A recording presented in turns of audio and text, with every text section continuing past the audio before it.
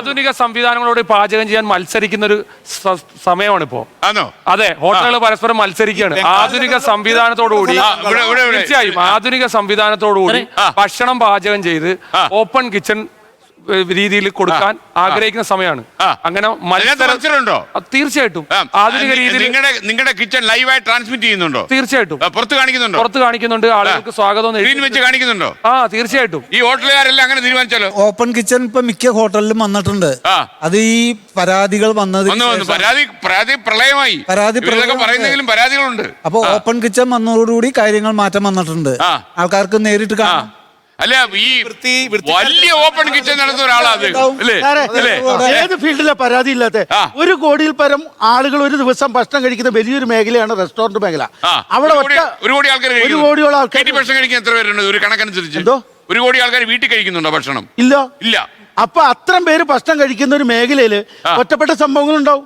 Medical മേഖലയിൽ ഏത് മേഖലയിലും ഇല്ലാത്ത കേരളത്തിലെ ഏത് മേഖല എടുത്തു നോക്കിയാൽ എല്ലാ മേഖലയിലും ഉണ്ടാവും. താരതമ്യേന കുറവാണ് ഭക്ഷണ വിതരണ മേഖലയില്. എനിക്ക് വീട്ടമ്മമാരുടെ നിർദ്ദേശം ഉള്ളത്, നിങ്ങൾ അടുക്കളയ്ക്ക് ഒരു ടൈം ടേബിൾ വയ്ക്കുക. വീട്ടമ്മമാരോടാണോ? വീട്ടമ്മമാരോട്. അച്ഛന്മാരോ? അല്ല, ഇറച്ചിയായാലും മീനായാലും മുട്ടയായാലും വീക്കിലി വൺസ് ആക്കുക.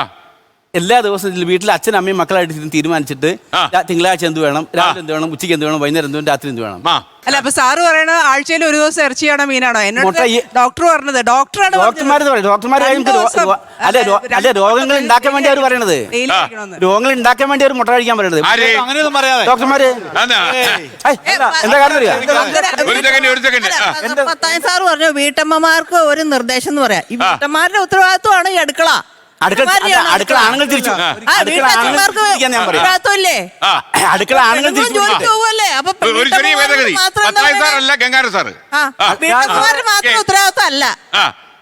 അത് അവർക്ക് നമ്മുടെ ഒരു വ്യവസ്ഥാപിത സങ്കല്പത്തില് സ്ത്രീകൾ മാത്രം അടുക്കളയ്ക്ക് വരുന്നു. അതൊക്കെ പോയി. അടുക്കള ആണുങ്ങൾ തിരിച്ചു പിടിക്കാന്ന് പറഞ്ഞാൽ ആണുങ്ങൾ അടുക്കള തിരിച്ചു പിടിക്കുക. ആണുങ്ങൾ പിടിക്കണം. അവരെ പുറത്താക്കണം. മാത്രമല്ല ഈ അതല്ല ഒരുപാട് ആളുകൾ